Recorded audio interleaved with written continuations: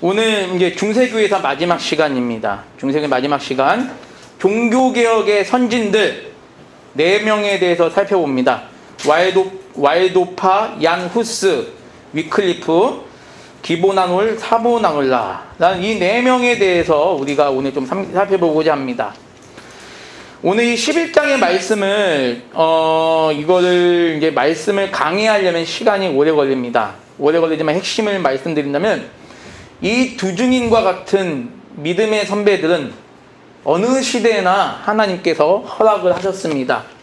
특별히 중세 암흑기 시절에 로마 카톨릭이라는 그 철옹성에 의해서 종교뿐만 아니라 정치, 경제, 문화, 사회, 교육의 모든 분야가 다 철저하게 통제되어 있는 상황 속에서도 하나님의 말씀을 대언하는 두 증인과 같은 위대한 신앙의 선배들은 있었습니다.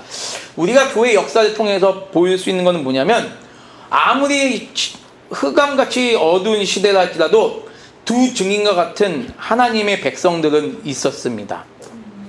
아무리 타락한 소돔과 고모라라 할지라도 그 지역에 역시 오늘 11장에 나오는 두 증인과 같은 귀한 믿음의 선배들이 있었습니다. 우리가 오늘 살펴보고자 하는 와일도, 얀 후스, 위클리프, 사보나놀라, 이 4분은 종교개혁의 불씨를 던진 인물들입니다. 그 어떤 인물들보다도 평가가 절하되어 있는 분들이지만, 이 분들은 그 로마 카톨릭이라는 그 무서운 그 권위 앞에서 성경의 권위, 삼위 하나님의 말씀의 권위, 그리고 어떤 잘못된 교회의 부패를 드러내기 위해서 애썼던 사람들이죠. 이 와일도나 후스나 위클리프나 사보나놀라 같은 위대한 신앙의 인물들이 죽을 때 결코 편하게 죽지 않았습니다. 다 비참하게 세상을 떠났습니다. 그들의 죽음을 바라보면서 수많은 사람들은 이단자가 죽었다 박수를 쳤습니다. 10절에 나오는 대로 이 두 선지자가 땅에 사는 자들을 괴롭게 한 고로 땅에 사는 자들이 그들의 죽음을 즐거워했다 라고 되어 있는데, 이런 위대한 신앙의 선진들이 죽을 때 수많은 사람들이 박수를 치며 즐거워하였습니다. 우리를 괴롭혔던 저 이단자들이 죽었구나. 하나님의 진리를 위해서 수많은 사람들이 목숨을 던졌습니다. 8절에 예수님께서 죽으신 그곳 골고다라는 곳은 바로 인간의 죄악의 상징입니다. 그런 그 인간의 죄악의 상징인 구약의 소돔과 고모라 같은 그곳을 구원하시기 위해서 우리 주님께서 십자가에서 죽으셨습니다. 마찬가지로 이런 위대한 신앙의 선진들 역시 하나님의 그 빼앗긴 영광을 되찾기 위하여, 그리고 교회의 영광을 드러내기 위하여, 그리고 우리가 오늘 읽고 있는 이 귀한 성경 말씀을 지켜내기 위해서 그 죄악된 땅에서 로마 카톨릭이라는 그 무서운 지배가 넘치는 그 유럽 전역에서 복음을 증거하다가 사형을 당하게 되었습니다. 우리는 그런 신앙의 선배들을 바라보면서 과연 우리 역시 두 증인과 같은 삶을 살아야 되겠다. 저는 우리 사랑가족교회 성도님들이 오늘 11장에 나오는 두 증인의 모습을 살았으면 좋겠습니다. 한 증인이 아니라 두 증인. 왜 하나님께서 두 증인을 허락하셨을까요? 혼자의 힘으로는 감당할 수가 없기 때문입니다. 우리 사랑가족교회는 힘을 합쳐서 이 마지막 때에 복음을 증거해야 할 때 좀 믿습니다. 우리 사랑가족교회는 내 혼자의 힘으로 일어설 수 있는 것이 아닙니다. 여러분 모두가 함께 힘을 합쳐서 하나님 나라 확장을 위해서 헌신해야 될 줄 믿습니다. 교회가 서 있는 곳은 이방인에게 주어진 이 땅 가운데 서 있습니다. 우리는 이 세상 속에 살면서 동시에 거룩한 하나님의 백성들입니다. 그렇기 때문에 우리들은 이런 두 증인과 같은 삶을 살아내야 될 그런 힘든 사명을 가지고 있습니다. 우리의 사명은 결코 쉬운 길이 아닙니다. 저와 여러분의 길은 넓은 길이 아니라 좁은 길입니다.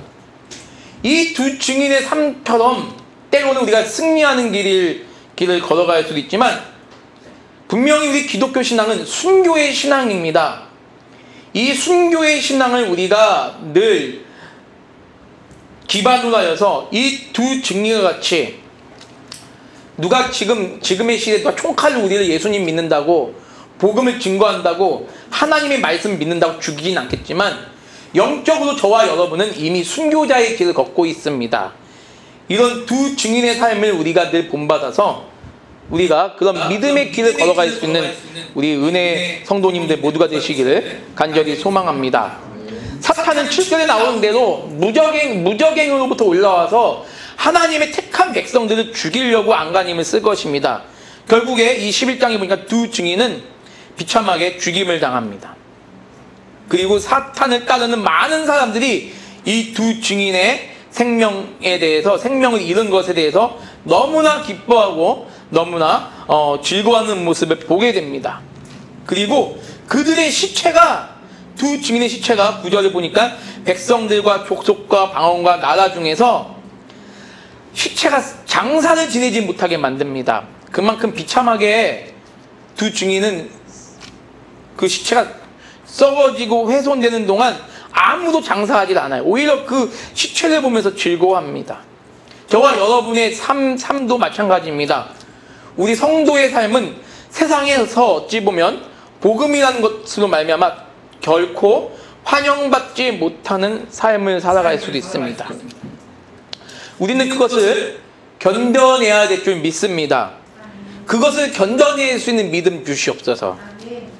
남들이 내가 하나님을 믿는다는 이유로, 예수의 십자가를 증거한다는 이유로 나를 비방하고 나에게 손가락질 한다 할지라도 그것을 기뻐할 수 있는 믿음, 그 수치와 치욕을 하나님께 기뻐하며 감사할 수 있는 믿음 달라고 함께 기도했으면 좋겠습니다.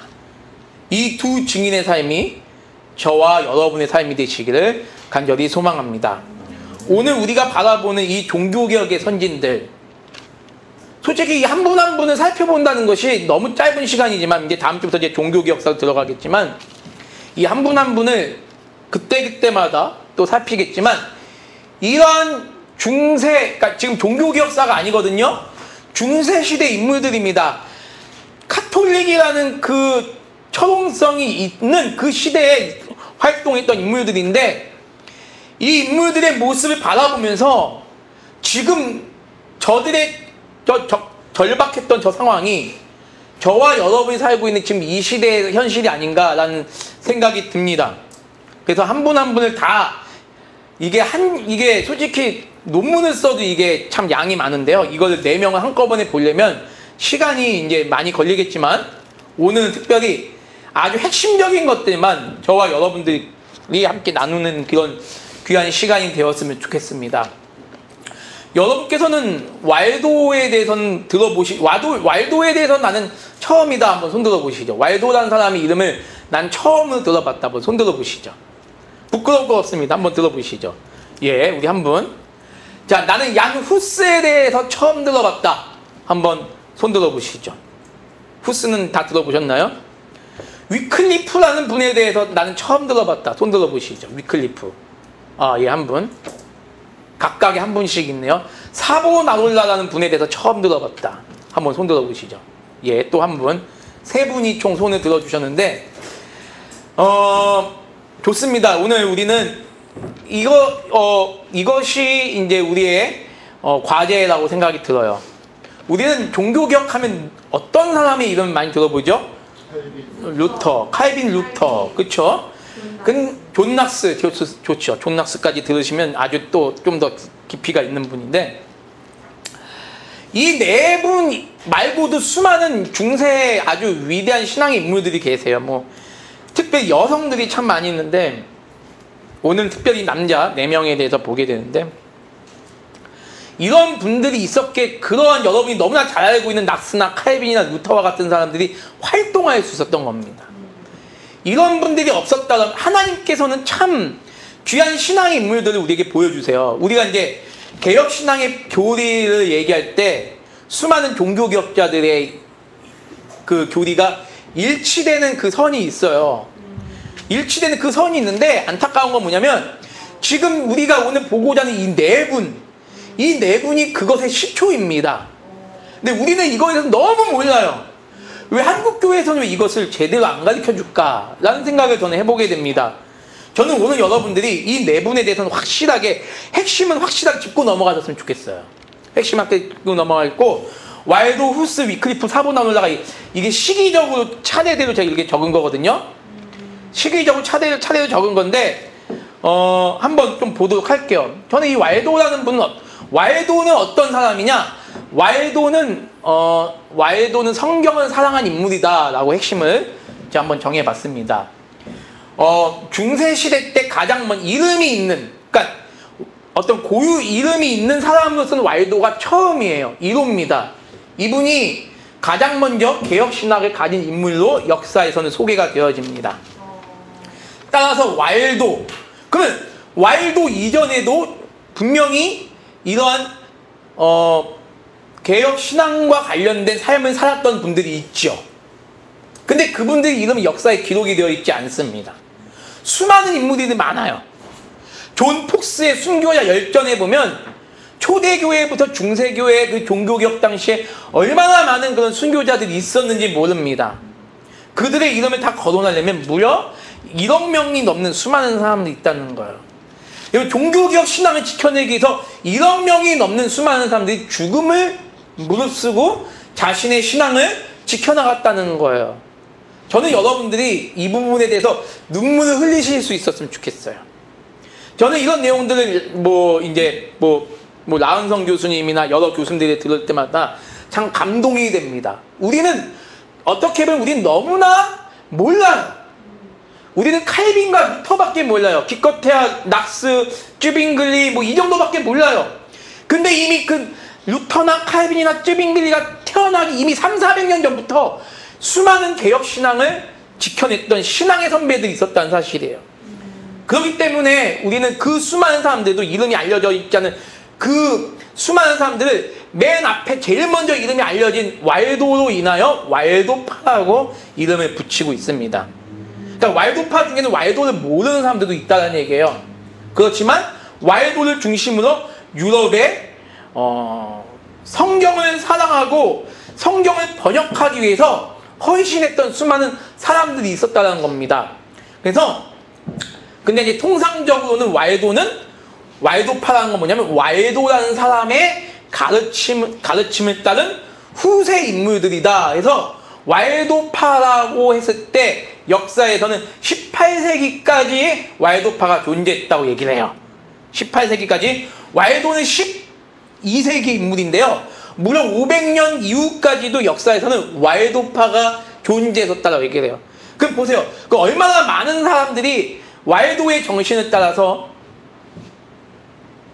바른 신앙을 지켜내기 위해서 죽어갔을까라는 것입니다. 우리는 교리만 가지고서는 이런 내용들을 알 수가 없어요. 역사를 봐야 또 이런 내용을 또 알 수가 있습니다. 여러분께서 이거를 좀 기억해 주시면 좋겠는데요. 일단 와일도는 1140년, 벌써 칼빈이나 루터보다도 무려 300년 거의 앞에 태어난 인물입니다. 1140년 프랑스의 리옹에서 태어난 인물이에요. 와일도, 근데 이상하게 종교개혁자들 치고 가난한 사람은 그렇게 많지가 않았어요. 대부분 이제 부유한 사람들이 많았는데 이상하게 그렇습니다. 그래서 와일도 역시 매우 부유한 사람이었는데 나중에 자신의 부동산을 아내한테 줘요. 아내한테 주고 남은 자신의 재산을 주변의 가난한 사람들에게 나눠줍니다. 그래서 와일도는 청빈한 삶을 살아요. 이게 꼭 우리 오늘날, 근데 이거는 여러분께서 잘 보셔야 돼요. 왜 와일도가 왜 청빈한 삶을 살려고 할 수밖에 없었을까? 왜 그랬을까요, 여러분들? 한번 여러분 중세교에서 배운 내용을 토대로 한번 간단하게 한번 여러분께서 한번 얘기를 한번 해보시죠. 왜 거린의 삶을 추구했을까? 힌트는 로마 카톨릭이에요. 수도원 사람 어떻게 자기를 좀 그렇죠. 부를 축적하고 오히려 교황이나 교회의 성직자들이 더 사치와 향락을 일삼는 모습을 보면서 와일도는 이것이 과연 하나님의 백성들의 모습인가라는 것에 의문을 제기합니다. 일반 국민들은, 유럽의 국민들은 다 헐벗고 굶주리는데 교황이나 성직자들만 배를 채워요. 그리고 세금을 막 걷습니다. 국가가 세금을 걷는 것이 아니라 어디가 세금을 걷는 거죠? 교회가 세금을 걷는 거예요. 이런 모습을 보면서 왈도는 고민합니다. 이것이 과연 성경적 삶인가? 물론 오늘날 이제 우리가 거린의 삶을 추구해야 된다 이런 개념은 아니지만 그 당시의 개념을 봤을 때 왈도의 삶은 매우 청빈한 삶을 추구했던 삶입니다. 그래서 나중에 그 아시시의 프란체스코가 이 왈도의 모습을 보면서 큰 도전을 받아요. 아이러니컬하게도 이 프란체스코는 카톨릭의 성인인데 이 카톨릭의 성인이 왈도라는 사람을 통해서 영향을 받는다는 것입니다.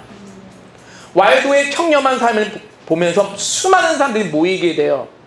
모이고 왈도를 따르는 사람들이 왈도파인데요. 왈도파는 곧 뭐냐? 리옹이 뭐죠? 왈도가 태어난 고향이기 때문에 리옹의 가난한 자들이라고 이제 얘기를 하는 거예요. 그래서 왈도파는 곧 뭐다? 리옹의 가난한 자들. 리옹의 가난한 자들은 누구다? 성경을 사랑한 인물들이라는 것으로 이해가 됩니다. 무슨 말인지 여러분 이해가 되시죠? 예, 네. 왈도파가 이렇게 되는 겁니다. 근데 성경을 어떻게 읽었죠? 네, 그렇기 때문에 왈도의 가장 큰 업적이 뭐냐면 프랑스어로 성경을 번역하는 일을 하는 거예요. 그게 걸려서 죽는 거예요. 그게 걸려서 죽는 거예요. 로마 카톨릭 교회는 왈도파가 성경을 번역했을 때 여러분 성경을 번역한 게 하나님의 영광을 드러내는 것일까요? 하나님의 이름을 더럽게 만드는 것입니까? 로마 천주교회는 왈도파를 죽일 때 성경을 번역했다는 이유가 곧 뭐다? 신성을 모독한 것이다. 왜? 이 성스러운 성경은 누구만 읽을 수 있다? 교황과 신부만 읽을 수 있다. 감히 천하고 무능한 일반 국민들이 성경을 읽을 수 없다라는 거예요. 감히 이 신성한 성경을 신부와 교황 외에는 누가 볼 수 있겠느냐? 이 성경을 해석할 수 있는 권한도 역시 교황과 신부에게밖에 없다.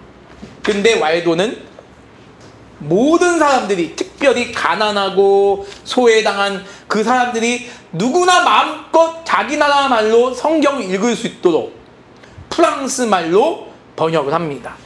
그래서 십자군을 시켜서, 여러분 십자군 아시죠? 십자군 전쟁. 하나님의 영광을 위해서 싸우는 그 십자군들이 오히려 성경을 번역한 수많은 왈도파들을 다 죽입니다. 근데 그때 금지된 상태지 않았어요, 성경이? 금지됐지만 그거를 몰래 번역하다가 걸린 거죠. 어떻게 입수하게 되는 성경이? 왈도라는 사람은 이미 그 신부, 왈도가 원래는 신부 출신이에요. 신부 출신이기 때문에 신부는 성경을 볼 수 있잖아요. 라틴어로 된 성경을 볼 수 있지 않습니까? 이거 아니다. 왜 성경을 왜 라틴어로만 읽어야 되느냐? 그래서 성경을 모든 국민들이 읽을 수 있도록 프랑스어로 번역을 하게 되는 거죠. 그 상인의 아들인데 신부가 된 거예요? 그렇죠. 그래서 수많은 왈도파가 참사에 당하게 됩니다. 저 노란 글씨를 한번 읽어볼까요? 우리 같이 한번 읽어보겠습니다. 시작. 왈도파를 가장 크게 본받아야 할 점은 그들이 당시 무시무시한 로마 카톨릭의 권위 앞에 굴복하지 않고 죽음을 결코 두려워하지 않는 상황 속에서 성경의 무호성과 성경의 절대 권위를 주장하고 서민층에게까지 성경을 읽을 수 있는 토대를 마련하였기 때문이다. 여러분, 우리는 우리 신앙의 선배들에게 감사해야 돼요. 사람에게 감사하지 않는데 어떻게 하나님께 감사할 수가 있습니까? 교리를 보면요, 예정론이나 삼위일체나 뭐 기독론이나 교회론을 보면 그러한 교리를 주신 하나님께 감사가 돼요. 근데 교회 역사를 보면요, 하나님은요 결코 하나님이 아무도 사용하지 않으시고 무슨 일을 행하신 적이 없어요. 수많은 신앙의 선배들을 통하여 하나님은 자신의 일들을 이루셨어요.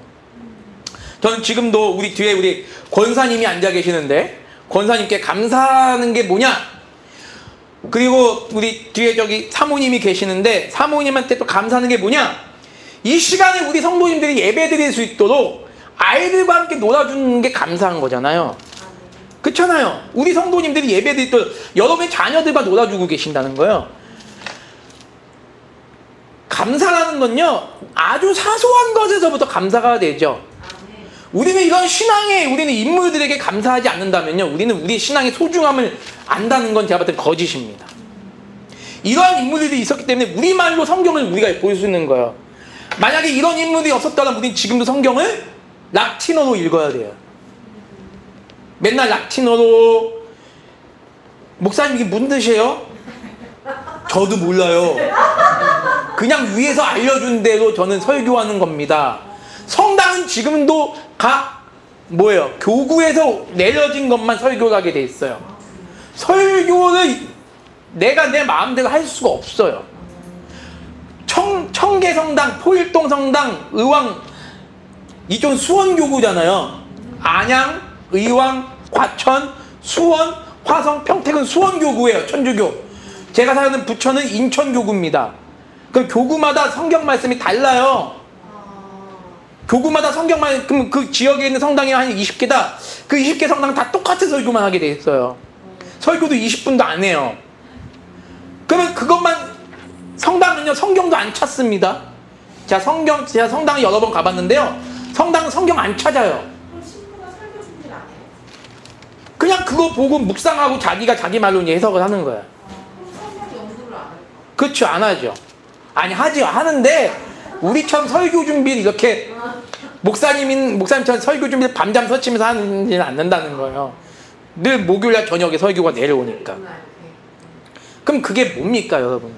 근데 오늘날 우리는 성경을 이렇게 마음껏 볼 수 있고, 성경을 마음껏 해석할 수 있지 않습니까? 이게 얼마나 하나님의 은혜입니까, 이것이.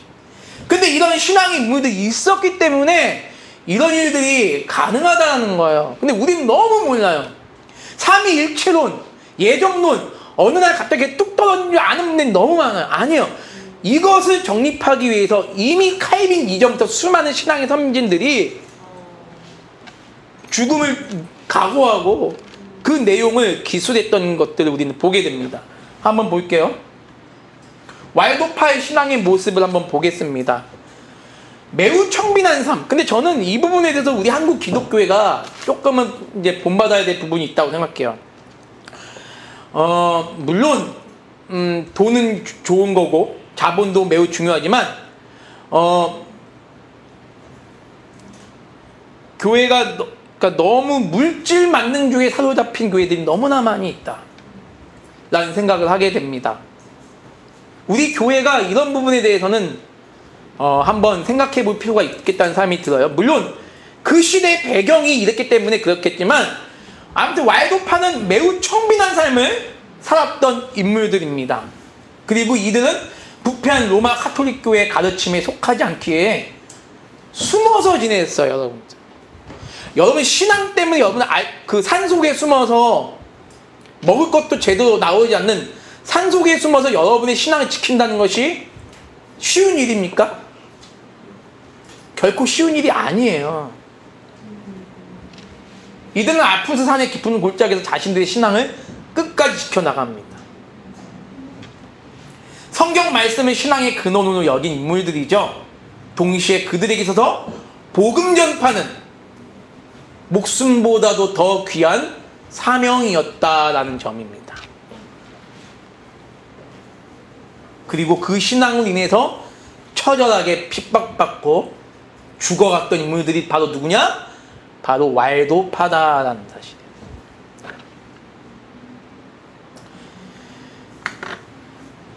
우리는 너무 기복신앙이 젖어 있습니다. 한국교회는 너무 기복신앙이 젖어 있어요. 아까 좀 목사님께서 말씀하셨지만 여러분들도 마찬가지고 여러분의 자녀들도 마찬가지고 다 자녀들은 하나님의 것이죠. 여러분이 가진 재산이나 여러분이 가진 옷이나 그 모든 것 다 역시 하나님의 것입니다.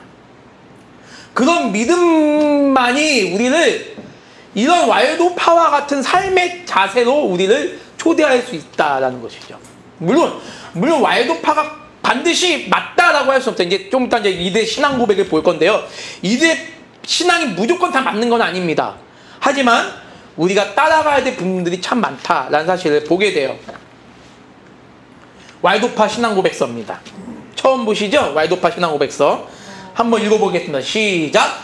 우리는 사도신경이라 불리는 12항목이 포함된 모든 것을 믿고 주장하며 12항목과 모순되는 것을 이단이라 믿는다. 우린 사도신경이 모두 12항목인 건 아시죠, 여러분들? 전능하사 천지를 만드신 하나님 아버지를 믿사오모가 첫 번째 항목이에요.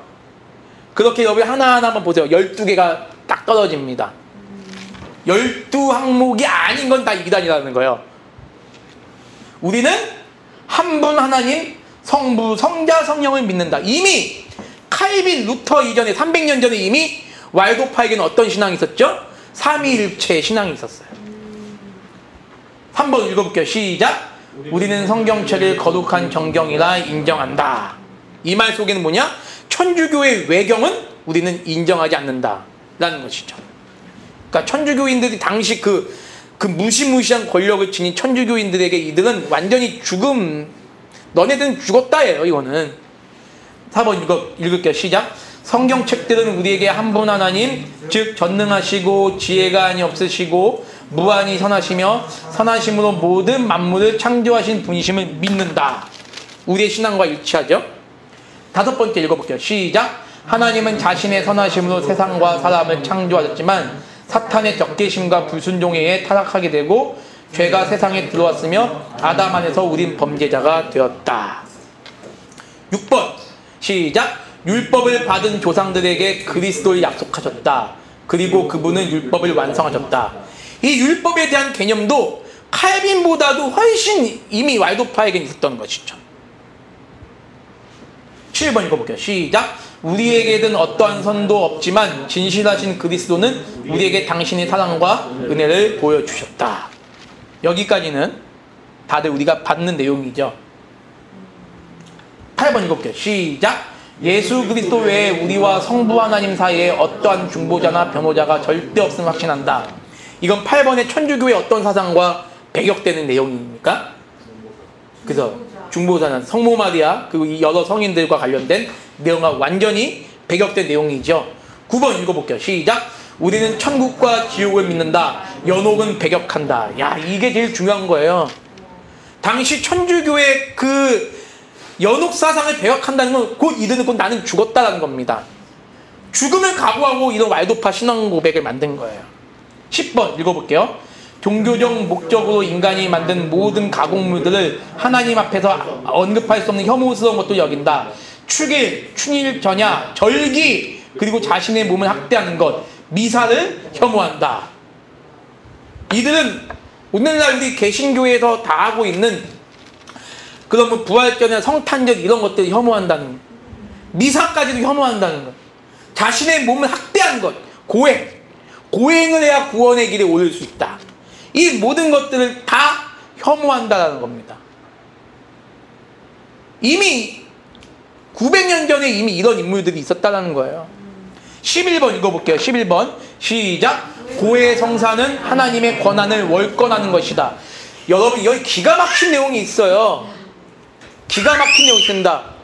고해 성사는 곧 뭐다? 하나님의 권한을 뭐한다? 월권하는 것이다. 왜 왈도파가 봤을 때 왜 이들이 천주교가 왜 하나님의 권한, 이 고해 성사가 월권이라고 보는지 아시겠죠? 그렇죠. 사대에게 죄를 용서할 수 있는 권한이 없죠. 죄를 용서할 수 있는 권한은 누구에게만 있습니까? 하나님에게만 있기 때문에 고해 성사가 월권이라고 얘기하는 거죠. 12번 읽어볼게요. 시작. 성례를 거룩한 것을 상징하는 것으로 불가시적 축복의 전형으로 여긴다. 그럼에도 불구하고 이러한 성례가 없어도 예수 그리스도를 믿는 믿음으로 구원받는다.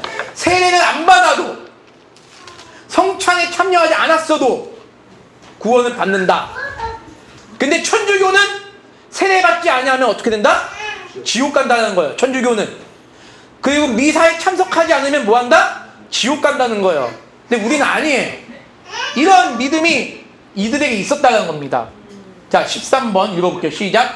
세례와 성찬 외에는 하나님께서 정하신 성례가 없다. 14번 읽어볼게요. 복종, 순종, 엄수, 납세와 같은 세속 권력을 존중한다. 보세요. 세상의 정부를 인정한다는 겁니다. 이미 이게 칼빈 이전부터 왈도파에게는 이러한 신앙 고백이 있었던 거예요. 우리 역시 세상의 정부를 인정해야 되죠. 15번. 자, 이게 여기서부터 노란 글씨 여기서부터 좀 이제 우리랑 좀 다른 부분입니다. 성도나 읽어볼게요. 시작. 성도나 목회자에게 안수는 필요하지 않다. 왜? 목회자 역시 하나님의 말씀을 전하는 종일 뿐이지 목회자의 손에서 뭐가 나가는 게 아니기 때문에 우리도 마찬가지예요. 우리도 목회자의 손에서 뭐가 나가지 않습니다. 목회자가 안수할 때 삐삐삐삐 해가지고 이마에 평 나가는 그런 개념이 아니에요. 근데 그 축성이라 그래서 축성 사제의 손에서 그러니까 이렇게 치는 게 있어요. 미사 끝나고 딱 그러면 치는 순 사제의 손에서 이거를 이제 뭐라고 했는데 아무튼 그걸 치는 순간 여기 앉아있는 수많은 신자들에게 하나님께서 사제에게 권하신 광선이 나간다라고 믿고 있거든요.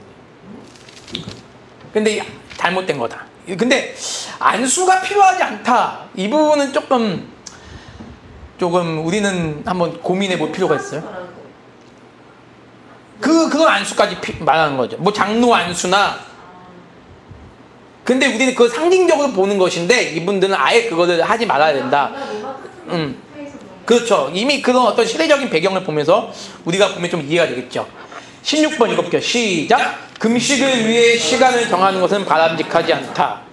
기도를 하는 건 마음껏 하되 금식을 하는 것도 마음껏 하되 어떤 시간에 얽매여서 하지 말라는 거거든요. 이 시간 동안 내가 금식하지 않으면 성당은 지금도 그게 있거든요. 지금도 성당은 기본 금식을 3시간씩 나눈다고요. 그래서 그 시간에 내가 금식을 약속했는데 금식을 하지 않으면 지옥 간다라고 봅니다. 아무튼 이제 그렇게 얘기를 해요. 17번도 한번 읽어볼게요. 시작. 하나님께서 명하신 것 외에는 어떤 행위도 성하다고 할 수 없으며 하나님께서 금하신 것 외에는 어떤 행위도 악하다고 할 수 없다. 이 부분은 우리가 좀 다르죠. 우리는 뭐죠? 하나님이 말씀하신 것 외에는 우리는 하지 말라는 개념이에요. 근데 와이도파는 뭐예요? 하나님께서 금하신 것 외에는 어떤 행위도 정당하다는 겁니다. 그렇죠. 뭐 하나님께서 금하신 것, 예를 들면 이런 거죠. 아주 쉬운 예로 이런 겁니다. 담배 피지 말라고 성경에 없으니까 담배를 펴도 된다라는 거예요. 예, 그런 개념입니다. 그런데 이제 우리랑은 약간 좀 그런 개념이 다르죠. 우리는 칼빈 입장 뭐죠? 하나님이 말씀하신 건 하고 하나님이 말씀하신 것은 언급되어 있지 않은 건 하면 안 된다고 보는 거예요. 예.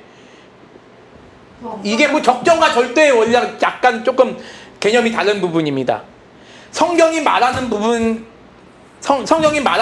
대해서는 우리가 철저히 지키고 성경에 언급되어 있지 않는 부분에 대해서는 그건 알아서 해라라고 하는 부분은 루터가 그렇게 얘기하는 거고. 예. 우리는 오히려 루터가 이 입장에 가깝죠. 그래서 루터교는 지금도 신학교에서 루터교, 특별히 이제 루터대학교, 우리나라의 루터대학교, 그 강남대학교는 그 다 이제 신학대학교거든요. 강남대 루터대는 학교 내에서도 술, 담배를 다 해요. 신학생들이. 왜? 성경에 담배를 피지 말라는 얘기가 없기 때문에 다 하고 있어요. 근데 우리는 장로교는 최소한 그런 부분에서는 이제 엄격하게 나가는 부분이죠. 그게 저기 사도 바울의 그 본이 되는 부분을 들어가는 거 아니에요? 근데 그건 본이 되는 부분이지만 이들은 아예 드러내는 학교에서 다 해요. 그 교회에도 루터교회를 가보면 알겠지만 그 루터교는 재떨이가 다 있어요. 교회 마당에. 우리나라 루터교회에도. 예. 그러니까 뭐 이제 그런 개념인 거죠. 이제 그건 뭐 덕이 되고 안 되고 떠나서 그냥 있는 거니까. 18번 읽어볼게요. 시작. 예배를 드리는 동안 말하는 것은 금지되어 있다. 좀 너무 엄격하죠, 이것도. 19번. 평생 순결을 강요하는 것은 극악무도한 교리이다. 천주교는 뭐냐면요. 순결하지 않은, 그러니까 결혼을 인정하지만 결혼하는 자는 천국에서도 하층 천국에 간다고 얘기를 해요. 왜? 순결을 잃었기 때문에, 결혼한 사람들은. 근데 이제 왈도파는 아니에요. 순결을 강요하는 거는 이건 말이 안 된다는 겁니다.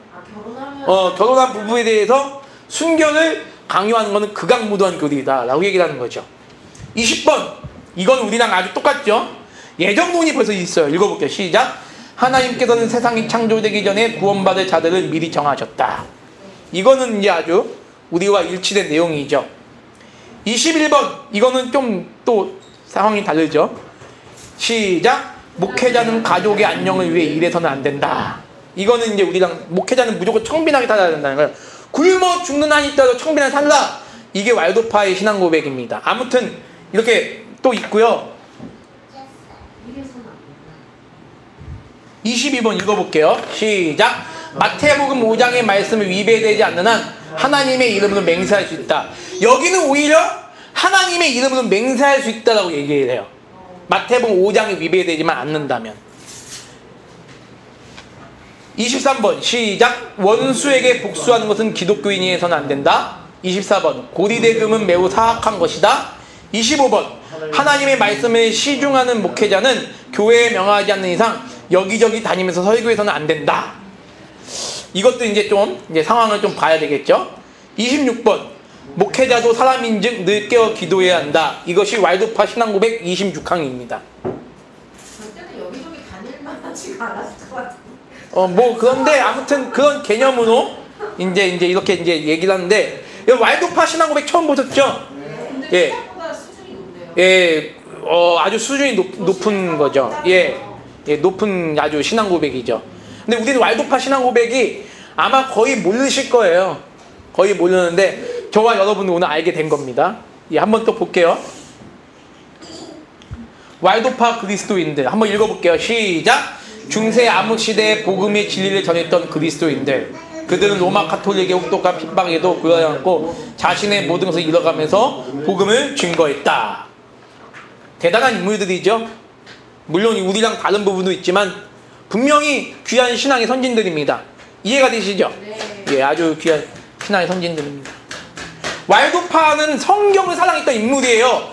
왈도파는 뭐다? 성경을 사랑했던 인물이다라는 거예요. 한번 읽어볼게요. 시작. 왈도파 사람들은 성경을 믿음과 삶의 모든 문제에 있어서 유일한 기준과 최고의 권위로 생각했다.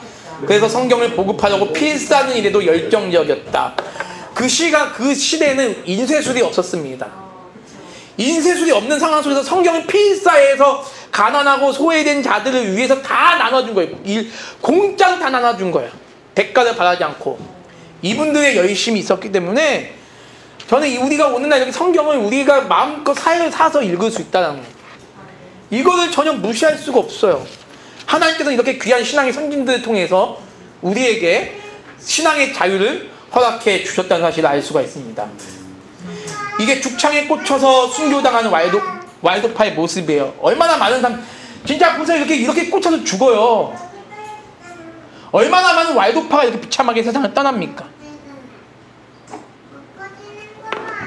이거에 대해서 우리는 라은성 교수님이요, 예전에 설교를 하시는데 막 눈물을, 그러니까 막 40분을 우시는 거예요. 이런 것들 얘기하시면서.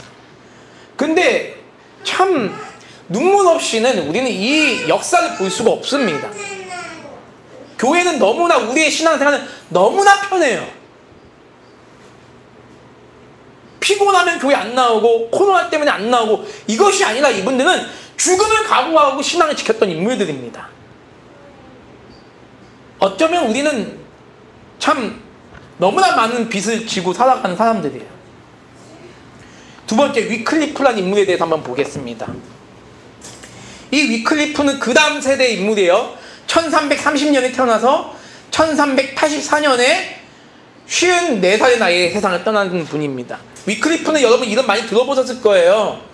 위클리프는 별명이 뭐냐면 종교개혁의 새벽별입니다. 종교개혁의 새벽별. 그래서 이 사람은 나중에 후스는 누구의 영향을 많이 받냐면 위클리프라는 분에게 영향을 많이 받아요. 자, 그러면 루터는 누구의 영향을 받냐? 루터가요, 내가 종교개혁을 일으킬 수 있었던 최고의 스승은 누구다? 얀 후스이다 라고 얘기를 합니다. 여러분, 루터나 칼빈이 그냥 생긴 게 아니에요. 우리나라는 이상하게 루터나 칼빈은 너무 띄워줘요.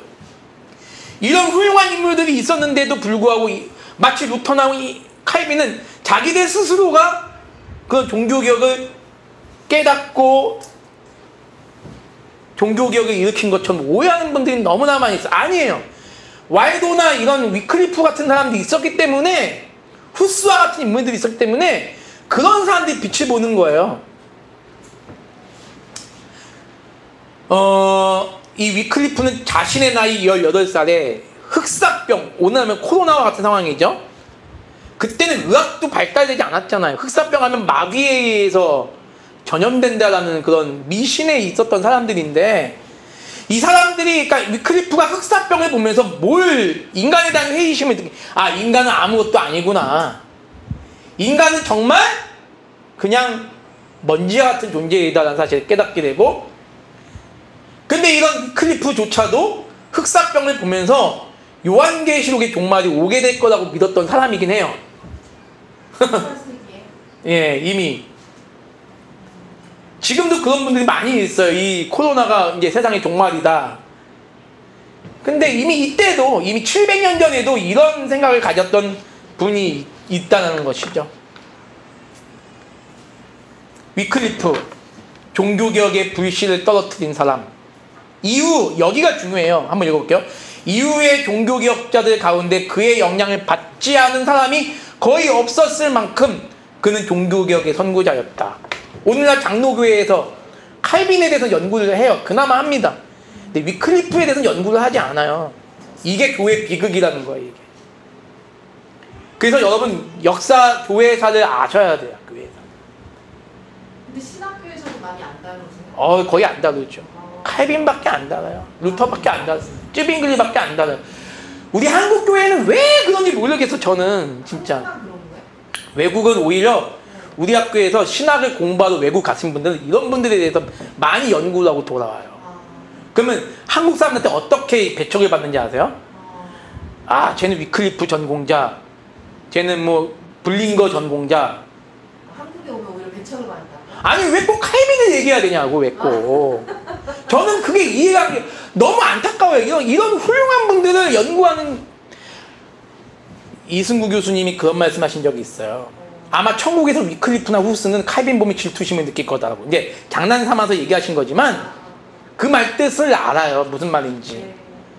너무 영광을 독차지를 많이 했어요. 칼빈이나 루터는. 아니에요. 이런 분들이 있었기 때문에 그래서 교회사가 중요한 겁니다. 교회사가. 우리가 교회사를 배우지 않고는 그냥 칼빈 훌륭한 분, 그래 칼빈의 기독교 강요. 칼빈 그분 훌륭한 분. 아니에요. 칼빈도 분명히 잘못한 부분이 있습니다. 루터도 잘못한 부분이 있어요.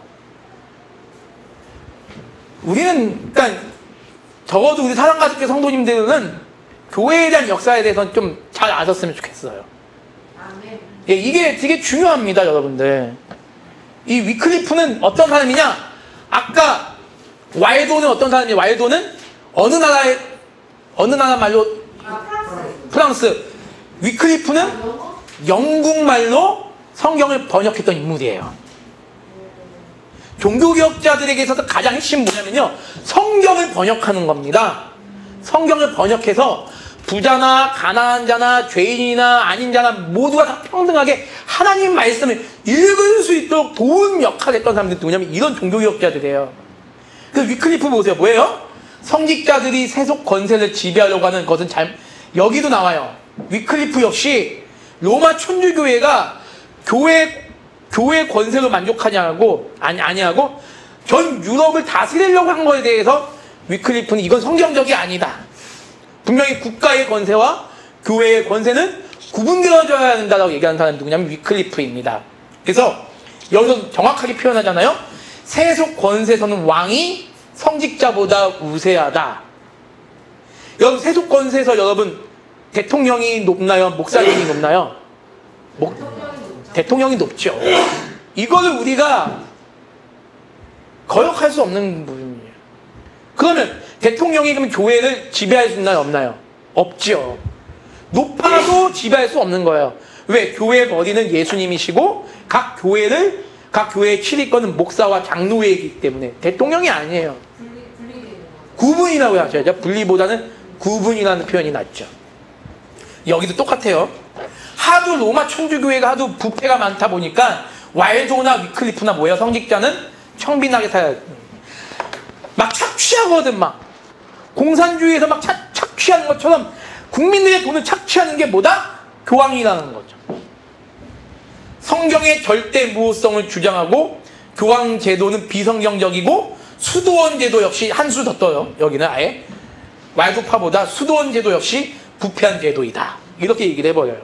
그러니까 로마 천주교에서는 아주 이 사람 역시 나쁜 놈이겠죠? 자, 위클리프의 성경론. 야, 여러분, 이거 우리 중요합니다. 우리 17세기 우리 엄밀한 우리 개혁신학에서 굉장히 중요한 내용이에요. 이거 읽어볼게요. 시작. 성경은 모든 부분들이 시간 속에서 계시되기 전에 하나님의 영 안에서 온전한 전체로 존재한다고 생각함. 이게 무슨 말인지 아시죠, 여러분들? 무슨 말인지 아십니까? 자, 성경이 이게 신구약 66권이 우리가 봤을 때 시대별로 창세기부터 신명기까지는 모세가 쓴 거고, 그 이후에 다윗이 시편과 잠언을 쓰고, 그 이후에 선지자들이 선지서를 썼고, 신약시대 대서야 마태, 누가, 요한, 바울이, 베드로가 신약성경 쓴 것처럼 우리는 보잖아요. 성경신앙은 그렇게 보죠. 근데 위클리프는 이미 이런 관념이 있어. 뭐예요? 이 모든 성경은 창세전에 66권이 이미 하나님 안에 다 있었다라는 거야. 점진적, 대시성, 그건 틀린 거죠. 점진적, 대시성. 점진성은요, 그게 점진성 얘기하는 분들의 핵심 뭐냐? 그게 성경신학에서 얘기하는 거죠. 인간의 시대별로 계속 성경 구원의 그 역사가 점진되어 왔다라고 믿는 건데, 이 위클리프는 아예 그거를 아예 부인하는 거죠. 이미 성경 66권은 창세 전에 이미 완성된 거다. 말도는 그런 건 아니었어요. 왈도는 그런 개념까지는 없었던 것 같아요. 위클리프가 이제 이런 말을 처음 한 사람이죠. 대량이 생겨나는 건 성경의 어떤 일관성을 보고 하는. 그렇죠. 그런 거죠. 하나님의 그 속성을 보고 얘기를 하는 거죠. 아무튼 위클리프가 이런 얘기를 했다는 건 아주 기가 막힌 겁니다. 이미 창세전에 신구약 66권이 이미 있었다는 건. 그래서 성경은 보다 바른 예배의 근거이며 신앙과 윤리의 지침이다. 그리고 요것도 또 아주 그 위클리프가 자국어로 내 나라 말로, 로마 천주교가 주장하는 라틴어가 아닌 내 나라 말로 성경을 읽을 수 있어야 된다. 지금 이거는 여러분 너무 당연한 얘기죠. 근데 그 당시는 이 말은 어떤 말이다? 너는 죽었다는 뜻이에요. 이 말을 한다는 것은 죽음을 각오하고 하는 얘기입니다. 이분도 사제였어요? 네? 사제? 신부? 위클리프가? 위클리프도 신부, 카톨릭 신부 출신이죠. 이때 신부는요, 최고의 엘리트들입니다. 아무나 신부가 못돼, 아무튼. 근데 천주교 신부가 이런 얘기를 한 건 뭐냐면, 파문을 넘어서 죽음이에요. 대단한 겁니다, 여러분. 죽음을 각오하고 이런 얘기를 한다는 거예요. 위클리프의 교회론. 자, 교회론 한번 볼게요. 영원부터 구원에 예정된 모든 사람들을 포함하는 이상적 교회가 시간 속에서 주어지는 기준을 따라 정의된 우리 사랑 가득 교회보다 우위한다. 이렇게 보시면 돼요. 영원부터 구원에 예정된 모든 사람들을 포함한 이상적 교회, 비가시적 교회가 시간 속에서 주어지는 기준을 따라서 우리 사랑 가득 교회 이 근처에 있는 수많은 대한민국 세계에 있는 모든 교회들보다 우위한다. 뭐예요?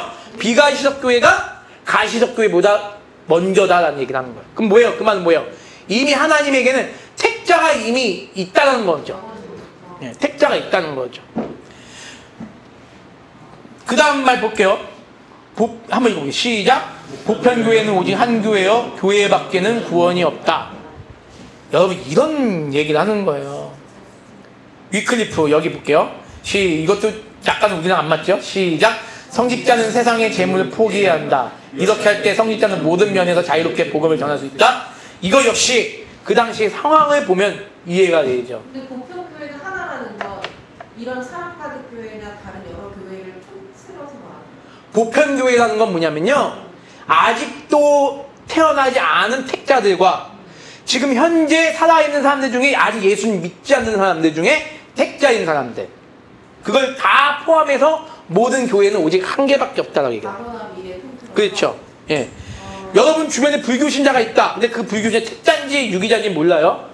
근데 만약에 그 사람이 택자라면 그 사람들까지 다 포함해서 모든 교회는 한 개다라는 것이 개혁교회 교회론입니다. 근데 죽든 순간에요. 교회 안에 소속이 안 돼 있으면 구원이 없는 거예요. 아니었고 그럴 수는 없는 거죠. 교회라고 하는 건 뭐냐면 여기서 교회밖에는 구원이 없다는 건 뭐냐면 우리 이런 보이는 교회가 아닌 영원전의 책자로서의 모임의 교회를 얘기하는 거예요. 예.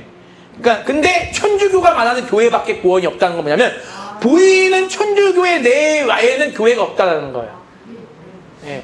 엄청난 차이죠. 보이는 천주교회 외에는 구원이 없지만 우리가 말하는 교회는 개신교 교회가 아니라 지금 뭐 이단이든 불교 신자든 누구든 간에 책자인 그들 외에는 구원이 없다는 거예요. 그러니까 우리가 훨씬 더 넓은 개념이죠. 우리가 훨씬 더 넓은 개념이죠. 그래서 우리는 오히려 복음이 더 자유롭게 증거돼야 되는 거죠.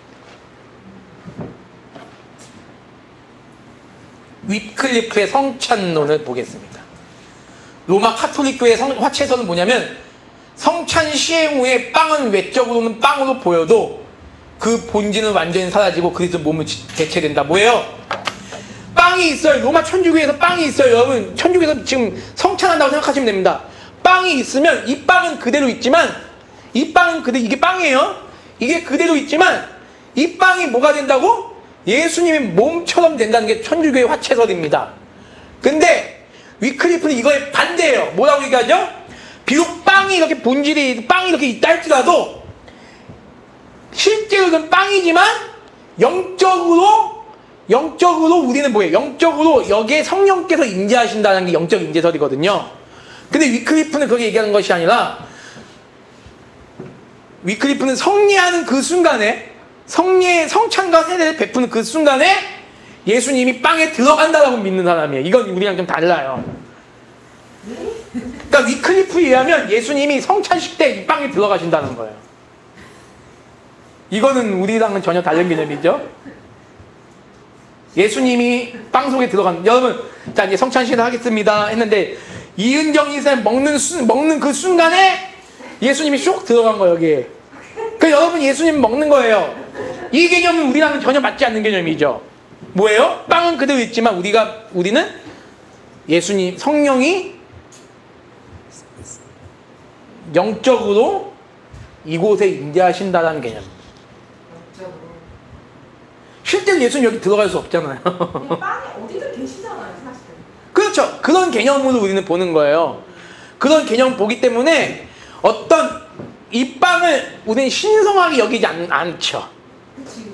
예, 근데 위클리프도 이 부분에 대해서는 그 한계가 있는 거예요. 빵을 어떤 좀 신성하게 여기는 그런 개념. 의식이 굉장히 엄중하게. 그렇죠. 예. 그래서 여러분께서 이렇게 단점이 약간씩 다 있어요. 와일도도 그렇고 있지만 뭐 이렇게 이런 단점이 있습니다. 그래서 위클리프의 사후가 어떻게 되냐면 주일 예배 중에 설교하다가 갑자기 심장마비가 보세요. 12월 31일 날 죽어요. 3일 만에. 여러분 저는 이런 얘기를 해요. 이렇게 얘기하는 분들 계십니다. 어떤 얘기하죠? 목사가 설교하다가 죽는 것도 복이다. 근데 왜 복이냐? 위클리프는 사형을 안 당해요. 하나님이 데려가시는 거야. 비참한 죽음을 당하지 않게 데려가신 거예요. 왜 목사님을 가르치세요? 목사님이 너무 그렇게 죽고 싶어. 아니 죄송해요.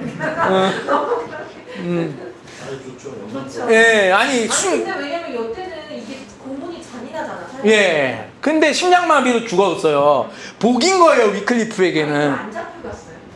위클리프는요, 보호하는 사람들이 좀 여러 명 있었어요. 루터처럼 보호하는 사람이 여러 명 있어서. 말도는 죽었고. 왈도, 그쵸, 다 그렇게 죽은 거죠. 1415년 로마 카톨릭 교회는 위클리프를 이단으로 정죄하고 그의 모든 책들을 전부 소각합니다. 그리고 근데 죽어요. 위클리프가 나중에 부관참시이 돼요. 그 시체를 교황 마틴 5세에 의해서 위클리프의 유해는 부관참시이 됩니다. 부관참시가 뭔지 아시죠?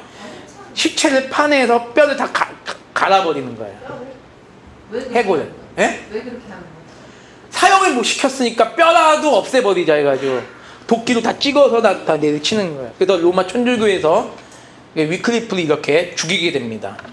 이게 위클리프까지는 오늘 이제 2명이 남았는데 어차피 다음 주부터 종교개혁사가 시작되니까 제가 이제 다음 주에 같이 이제 하겠는데요.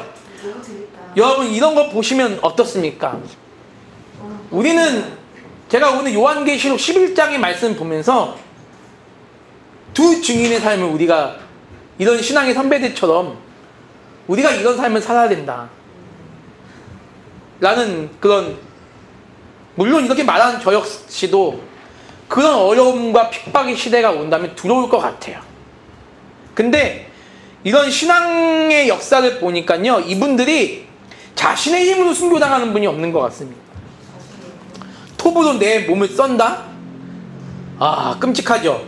근데 하나님의 은혜, 성령의 능력으로 말미암아 이 일을 우리가, 물론 그런 일이 있을 거라 생각하지 않아요. 이제 그런 물질적인 폭력이 아프가니스탄과 같은 그런 일이 되지 않는 이상은, 여기는 있잖아, 있어. 예. 근데 우리 대한민국이 그렇게 되지 않는 이상은 그런 일은 없을 거라고 보지만 어떤 물질적으로, 경제적으로 소외되어질 수는 있겠다라는 생각은 들어요. 그 666 표가 뭐 매매를 못하게 하고 그 요한계시록 13장에 나오지만 저는 상징적으로 보는 사람이긴 해도 충분히 매매를 못하게 할 수 있을 수도 있겠다는 생각은 들어요. 근데 이거를 우리가 믿음으로, 지금 코로나 시국에 지금 벌써 그런 데가 있어요. 백신 안 맞은 사람은 어떤 박물관에 들어오지 못하게 벌써 하더라고요. 근데 그런 걸 봐서는 충분히 앞으로 그럴 수 있는 그런 기독교인들의 신앙의 자유를 좁혀가는 정책이 있을 수도 있겠다는 생각이 들어요. 충분합니다. 근데 그럴 때 과연 우리가 어떻게 신앙생활을 지켜나갈 수 있을까? 이제 우리가 비주류가 되는 거죠. 그쵸. 그렇게 문화권에 소외되는 거죠. 그쵸. 그래서 기도하는 마음으로 우리가 준비할 수 있었으면 좋겠고, 이런 신앙의 위인들의 삶이 저와 여러분의 삶에 도전이 되고 교훈이 되고 가르침이 되었으면 좋겠습니다. 우리 함께 기도하도록 하겠습니다.